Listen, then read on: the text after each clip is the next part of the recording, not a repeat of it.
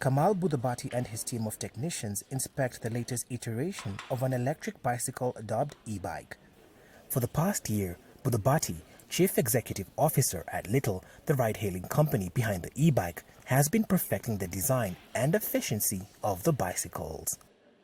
When charged for 4 hours, they store enough electric charge for an entire day, giving cyclists an unlimited cycling range. Recently, the company had a soft launch to introduce the e-bikes to the public and gauge reaction. Budhabati says the inspiration behind this innovation was encouraging users to adopt green energy mobility. I think, you see, the world is now recognizing that we need to change. And I think as a part of that, we feel that in whichever smaller way we can contribute to the effort that the world is making to make it a greener place. I think that's what we are doing. The e-bikes cost about 50 cents for an hour. Access is granted by downloading the Little app on Google Play Store.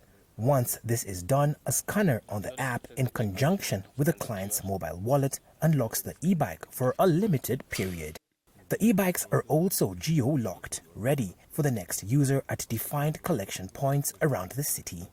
Kalua Green is the chairperson and founder of Green Africa Foundation, an organization that seeks to encourage sustainable environmental conservation in communities. Green says the move to embrace green energy mobility in the country, though timely, faces myriad hurdles.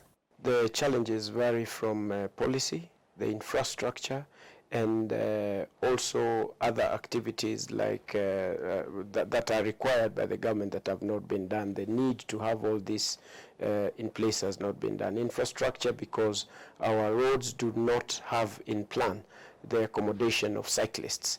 The United Nations Environment Programme in Kenya supports various initiatives encouraging adoption of green energy.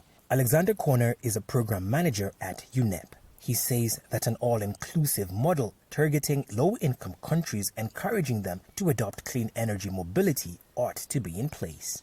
Any sort of major achievement in decarbonizing or making the transport sector cleaner cannot work without the global south, and I think that's very important to understand. And I think from what I see and hear, that last COP was maybe a sort of an eye-opener to understand this, that in the transport sector you really need to look at the low and middle income countries.